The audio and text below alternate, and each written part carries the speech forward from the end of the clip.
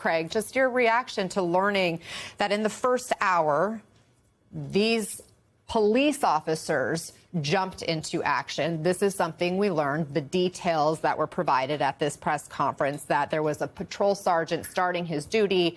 He was trapped on an island of sorts because a lot of the pathways to get into the community had already been flooded over. So he was there seeing people who were in need of help close to his home, it sounds like, people on roofs, people in the water.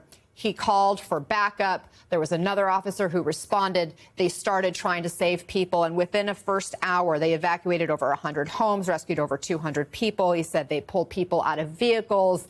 They were pulling people out of homes that were flooding through windows. He described how there was a hose that they wrapped around each other as they waded into the floodwaters to get to people who were clinging to trees. So they responded after the water was rising, but it appears there are still gaps as to how the alert system operated and how quickly people were able to respond, even perhaps before the floodwaters had reached that point. How important is it to close those gaps in the communication system? What we're seeing here is the local response to an absolute calamity, and the heartache that that community is feeling is something that I think we all feel. And I can particularly resonate with it, as when I was a young boy, I found a 10-year-old drowning victim. And I understand what the first responders are doing. They are heroes. And the communication gaps that may emerge after the review of this incident and this calamity is performed, those are learning lessons. And as many folks might say in different areas, the rules and the lessons are learned and written in blood.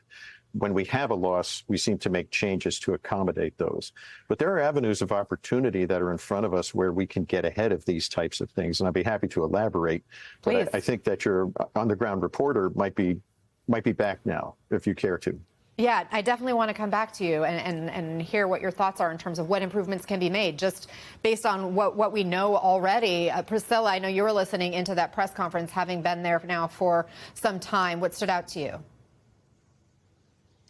Yeah, Anna, of course, the focus remains on finding the missing. But what was really striking is the questions that they could not answer about the resources that were on the ground here before those floodwaters rushed in. You have the governor and state officials saying that Texas Department of Emergency Management pre-positioned resources. The governor yesterday saying that they were prepared. The state was prepared. But when local officials were asked what resources were on the ground, they were unable to answer that question. And you would think that they would know ahead of this flooding happening, or ahead of this potential bad weather, what resources they had on the ground to work with. The other big question there was that there was reportedly a phone call between state officials and local officials. And again, the mayor saying he did not receive a call. So I think out of this presser, there are going to be a lot more questions about the preparedness, about perhaps a disconnect between local officials and state officials and what may have happened there. But of course, the other big focus of this press conference was on the more than 100 people who are still missing. The officials there really urging people that they've got some really big, heavy machinery out here. And so they want to make sure that if folks are searching on their own, volunteer groups that are searching, when you see that heavy machinery out there, do not go into those areas and attempt to search because they are sort of doing their methodical procedure that way as they're dealing with these huge downed trees. You have potentially pieces of homes, cars in there. So that was another big focus there. And you really saw them early on trying to set the tone of like the questions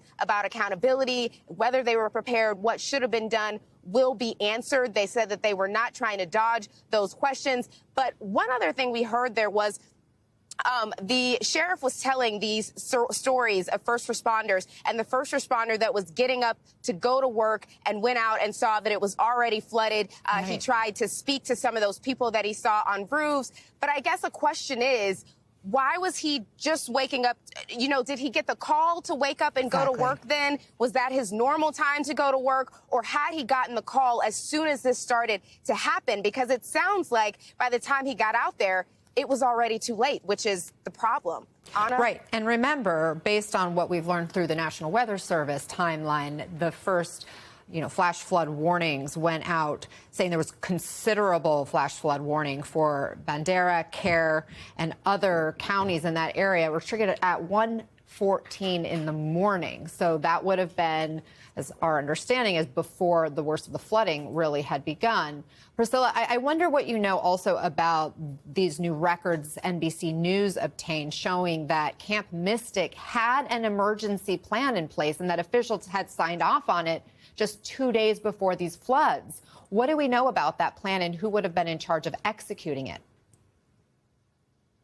Yeah, so there are still a lot of questions about that plan. We don't have the specifics of every detail that was in it, but we do know that the state did sign off saying that this was an approved disaster plan, which means that it had to meet certain state qualifications, including instructing campers what to do if they needed to evacuate and assigning specific duty to staff members and counselors. So it appears that people should have known what to do in this situation. And of course, still a lot of questions about what exactly happened, whether they were able to do all of those things. And so that's something that we're looking at right now. And we do know there was a plan in place. It had been approved by the state as recently as just 2 days before this happened. But many of those details we're still trying to find out.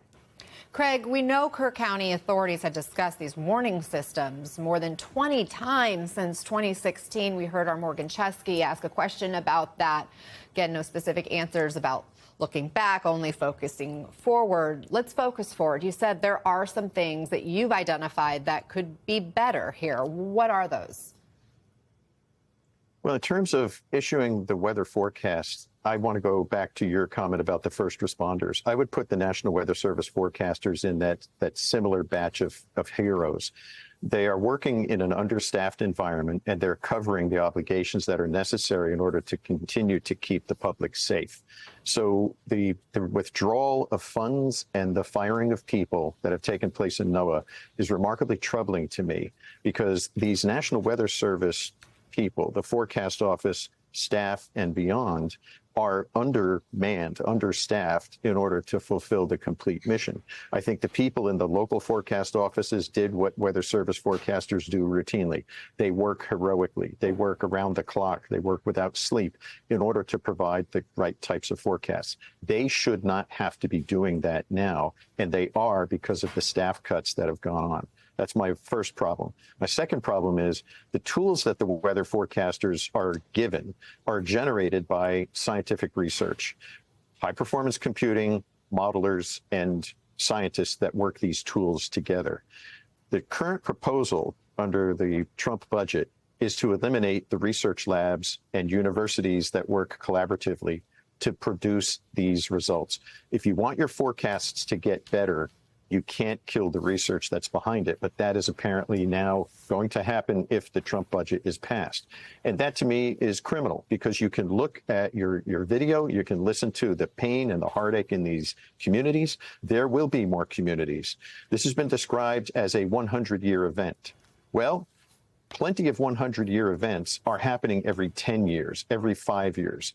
There's a community near me that had 500-year flooding events twice in a decade. So this is changing. This is climate change. This is the reality that we're under. And taking money away from the science that will help make people safer by more accurate forecasts and by denying climate change, that is not the way for America to keep our citizens safe.